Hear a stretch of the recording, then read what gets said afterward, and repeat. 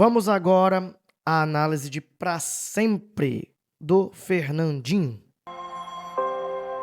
O universo chora, o sol se apagou.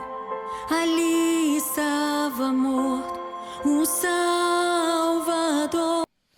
Ok? Aqui já começa com um trecho bem poético, né? Trazendo à memória aquele acontecimento geral. Tudo ficou em trevas, de fato, do meio-dia às 3 da tarde.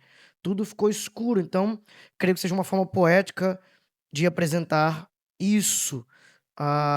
É importante só destacar que, poeticamente, aí ficou talvez uma brecha, como se ele tivesse toda a natureza tivesse ficado escura porque ele morreu. Na verdade, isso começa antes da morte, mas ok, é algo poético aqui na letra. Seu corpo lá na cruz, seu sangue derramou. O peso do pecado ele levou. Tudo ok, tudo muito bíblico aí, de fato, ele levou o peso do pecado. Isaías 53 fala isso, 5 e 6. 2 Coríntios 5, 21. Deus o fez pecado por nós, para que nele fôssemos feitos justiça de Deus.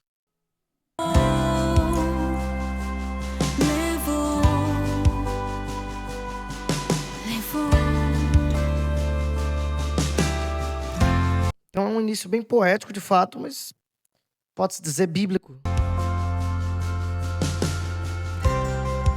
Deus Pai o abandonou, cessou seu respirar.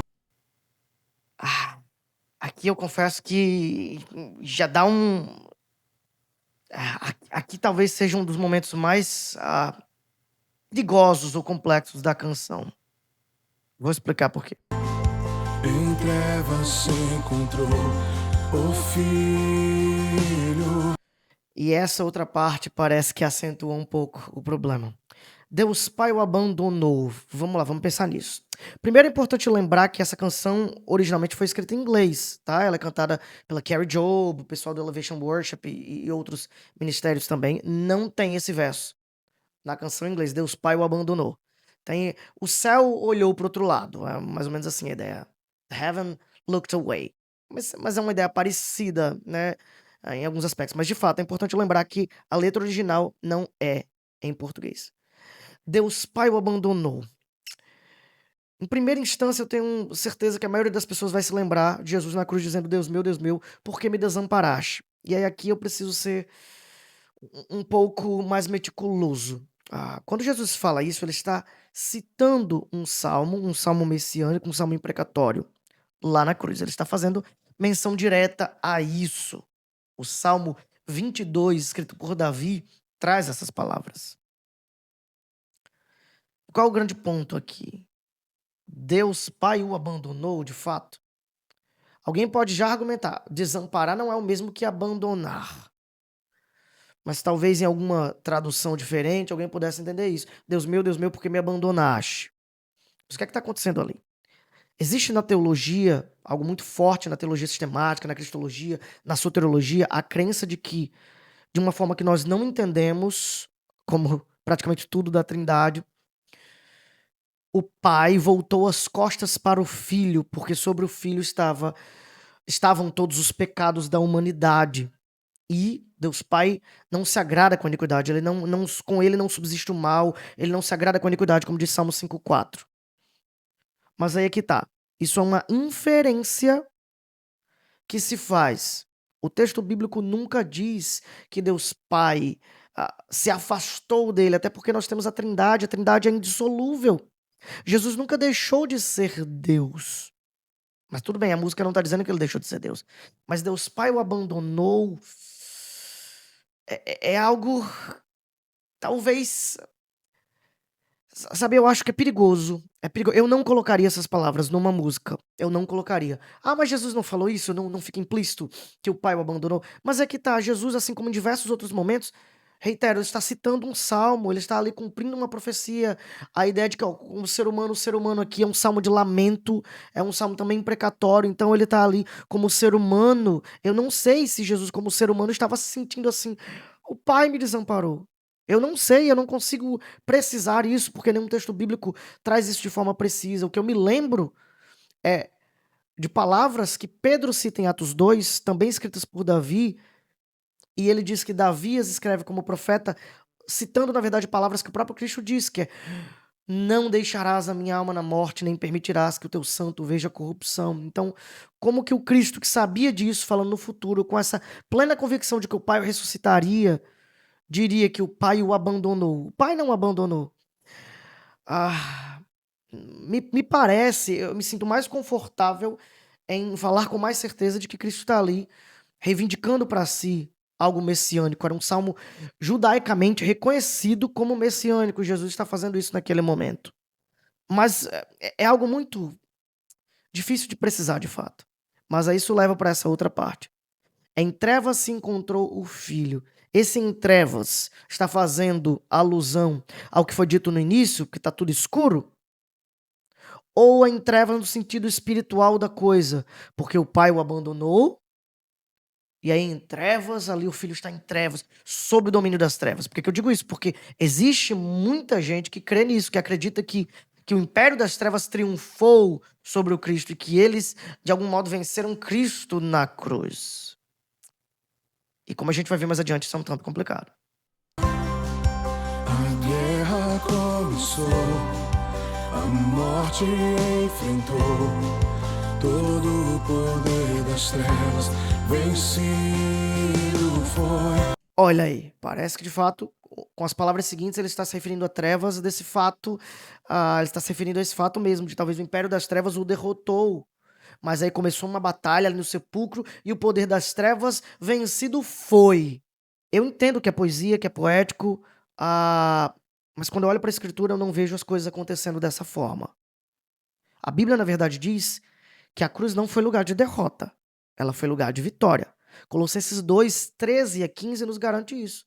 Quando diz que ele, despojando principados e potestades, publicamente os expôs ao desprezo, triunfando deles na cruz. A cruz não foi lugar de derrota. Então, como assim? E aí uma batalha começa no sepulcro. E aí parece que aqui ele vai apontar para a ressurreição, porque de fato, olha o que vem a seguir.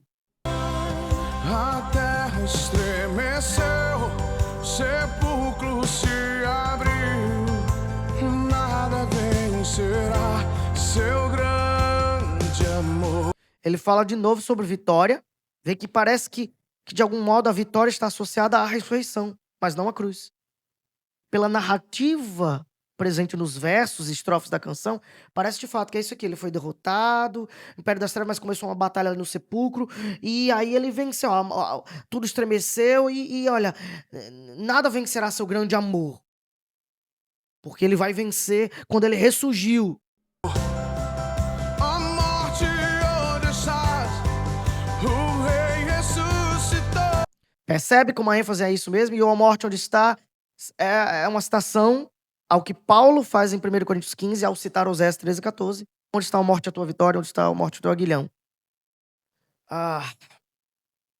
Mas veja que ele está associando a vitória à ressurreição.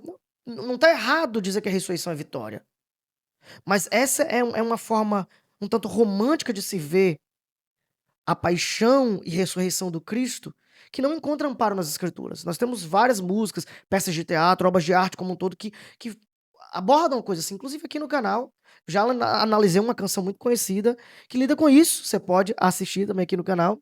A análise da letra de Vitória da Cruz, do Diante do Trono, né? Mas de fato a escritura não mostra assim. A escritura mostra que a cruz, na verdade, não foi um lugar de derrota de Cristo. Era um lugar de aparente derrota. As pessoas acharam que ele estava sendo derrotado. Ele nunca achou que estava sendo derrotado. Ele disse: ninguém tira a minha vida de mim, eu voluntariamente a dou. E ele diz: Pai, em tuas mãos entrego o meu espírito. Ele estava muito consciente de tudo ali do que ele estava fazendo e de que ele estava vencendo, tanto que ele diz: está consumado, um brado que é um brado assim de missão cumprida. É o significado dessas palavras ali. Missão cumprida, está feito, está consumado. Eu fiz o que eu tinha que fazer. Então a cruz não foi lugar de derrota e a ressurreição de vitória. Na verdade, tudo foi vitória. Tudo foi vitória. Ele venceu pra sempre. Olha aí, parece mesmo que a letra está associando a vitória sempre à ressurreição. Meu rei ressuscitou, ele venceu para sempre. Ele só venceu porque ressuscitou? Ah, não, você está procurando pelo em ovo, porque a letra não está dizendo que ele só venceu porque ressuscitou. Mas perceba a construção semântica de cada verso. Perceba a progressão que vem sendo trazida até esse momento. Pra sempre exaltá-lo pra sempre adorá-lo Aí aqui ele entra pra mim na melhor parte da música. Tanto que eu me lembrava muito dessa música. Fazia muito tempo que eu não ouvia. E eu ouvi recentemente, sendo tocado. E sempre lembrei muito do refrão, mas eu não lembrava da estrofe, eu nunca tinha parado pra prestar atenção direito. E dessa vez eu fui ouvir e aquilo me lembrou que uma outra vez, sei lá quanto tempo atrás, eu tinha ouvido a coisa do Deus Pai o abandonou e tinha ficado com uma pulga atrás da orelha pra pensar sobre isso depois. E acabou que eu não tinha pensado depois, mas dessa vez eu não deixei passar. Eu resolvi parar e fazer esse exercício de pensar biblicamente a canção e de analisar. Mas essa parte de fato é muito envolvente. O refrão é um refrão muito bom mesmo. Acho que também tem um senso de familiaridade comigo, porque eu já tinha ouvido com a Carrie Job, que não tem a frase o Deus Pai o abandonou, né? Aí eu também não tinha parado, talvez, para analisar com tanta calma assim a letra em inglês, que também tem seus problemas. Talvez não tão grandes como aqui na letra em português, mas também tem um pouco disso, dessa narrativa menos escrachada, mas dessa narrativa de que na morte ele foi derrotado e na ressurreição ele venceu. pra sempre ele vive, ressuscitou, pra sempre. De fato, existe um grande brado de vitória. E houve vitória sim. Paulo fala sobre isso em 1 Coríntios 15, que eu citei há pouco, um trechinho. Ele fala da ressurreição como vitória. E há uma ênfase de vitória na ressurreição, mas nós não podemos tirar a ênfase de vitória da cruz. A cruz também foi lugar de vitória. Tanto que é o símbolo do cristianismo. Tem gente que tem medo, principalmente no meio protestante, que é uma coisa de católico, andar com cruz, carregar cruz. A cruz é nosso símbolo de vitória. Por isso que nas igrejas nós temos cruzes, tá? A cruz é sinal de vitória. Na cruz ele venceu o pecado no que diz respeito à pena do pecado que era nossa. Ele pagou no nosso lugar. Ele apagou, ele cancelou o escrito de dívida que era contra nós. Eu citei há pouco Colossenses 2, né? A última parte, esse é só o início. Se você pegar do 13 ao 15, ele vai dizer isso. A vocês que estavam mortos pelas suas transgressões e pela incircuncisão da sua carne, lhes deu vida juntamente com ele, perdoando todos os nossos pecados. E tendo cancelado o escrito de dívida que era contra nós, o qual nos era prejudicial, removeu inteiramente, encravando na cruz. E tendo despojado principados e potestades, publicamente os expôs ao desprezo na cruz. Perceba, a cruz é lugar de vitória. E o sepulcro vazio também. O sepulcro vazio nos garantiu que a pena da morte foi paga, a dívida da morte foi apagada, porque ele pagou essa dívida no nosso lugar, e a ressurreição nos garante que a consequência da morte não existe mais. A consequência do pecado, porque o pecado foi apagado, não existe mais. A morte também foi vencida. O último inimigo, ele derrotou a morte. Quando ele ressuscitou, é o primogênito dentre os mortos. Nós viveremos porque ele vive eu posso crer no amanhã. Isso é maravilhoso, mas veja que é um pacote completo. A cruz foi vitória, a cruz não foi derrota. Satanás não estava feliz, a cruz, o império das trevas estava lá triunfando. Muito pelo contrário, Satanás tentou evitar que ele fosse para a cruz. Lembra? Como Satanás usou o próprio Pedro. Não, mestre, isso não vai te acontecer. Ele dizendo, arreda, Satanás. Tu não cogitas das coisas de Deus e sim dos homens. O império das trevas não se alegrou com a morte. Ele foi derrotado com a morte. Aí a canção continua, né? Vai repetir o refrão. Mais à frente tem algo diferentinho aqui. Cantamos aleluia, cantamos aleluia, cantamos aleluia, o Cordeiro venceu. Nada de errado aqui. Cantamos aleluia, o Cordeiro venceu. E aí ele vai repetir isso, vai repetir. Canta o refrão de novo, enfim. Eu sei que é uma música muito conhecida, muito famosa e muito cantada em muito lugar. E sempre que eu analiso uma canção dessas, eu sei que as repercussões são as mais diferentes possíveis. Mas qual é o nosso compromisso? É com o artista de que a gente gosta, com uma melodia muito bem construída, de fato é muito bem envolvente. O arranjo original dela é ainda mais envolvente do que esse arranjo acústico do Fernandinho, mas a melodia, a construção harmônica, toda da canção nos leva pra cima e não dá pra ignorar isso. Isso nos contagia, principalmente a nós que somos músicos e lidamos com música na igreja, mas também contagia a congregação. Mas qual é o nosso principal desafio? Pensar biblicamente. Por isso que sempre que uma música nova surge, eu gosto de, sem nem ouvi-la primeiro, pegar a letra e ler, antes de ouvir o álbum, de ouvir o single. Pra analisar aquela letra sem qualquer conexão emocional, porque eu gostei do arranjo, ou da melodia, ou de quem tá cantando. E, bom, eu vou ser bem sincero, essa não é uma canção que eu recomendo que se cante na igreja. Mesmo que você argumente, não, mas são coisas tratáveis, são explicáveis. Se for dessa linha aí que o pessoal fala, se na nossa congregação realmente a gente acreditar que o pai voltou as costas para o filho, não tem nada de errado. Tá, mas e a narrativa de que a cruz é meio que uma coisa de derrota, as trevas triunfando e só a ressurreição é vitória. Ah, mas isso não é explícito na letra, a gente pode explicar. Aí eu vou falar algo que eu sempre falo aqui no canal. Quanto mais você precisa explicar uma letra, menos eu diria que ela deve ser cantada com a congregação. Mesmo que talvez você diga, não, mas se ela não tiver erro, é só porque precisa ser muito bem explicada. Ainda assim, eu sou partidário de que ela não deve ser cantada, esse tipo de canção, porque se tá precisando explicar demais, não é todo culto que você vai ter como explicar tanto assim. Vai ficar cansativo para quem tá lá todos os domingos. E, eventualmente, um visitante, ou alguém de outra comunidade, ou alguém mais inexperiente na fé, que ouvi-la sem a devida explicação, pode ficar confuso, pode levar as pessoas a uma compreensão equivocada da Escritura. E lembre-se, o nosso desafio, privilégio e responsabilidade é fazer a palavra de Cristo habitar no coração da igreja. Por meio das canções. Colossenses 3,16 nos ensina isso. Então eu realmente prefiro não cantar canções que exigem tanta explicação assim. Isso não quer dizer dar margem para só cantar coisas muito rasas ou muito fracas até teologicamente, não é nesse sentido. Mas se tá tendo que explicar demais é porque tá muito complicado ou porque a linguagem não foi muito acurada ou muito acertada. E portanto, especificamente falando dessa canção, eu não recomendo que ela seja cantada na igreja. Mas e você, o que é que você pensa disso? Se você concorda comigo, deixa seu like no vídeo. Se você não concorda, deixa o like também, o vídeo foi legal? Fez você pensar?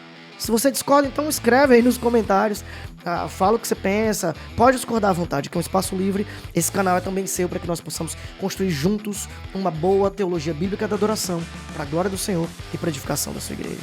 Se não está inscrito no canal, se inscreve, a gente sempre tem letra sendo analisada aqui no canal. Deus abençoe, grande abraço e até o próximo vídeo.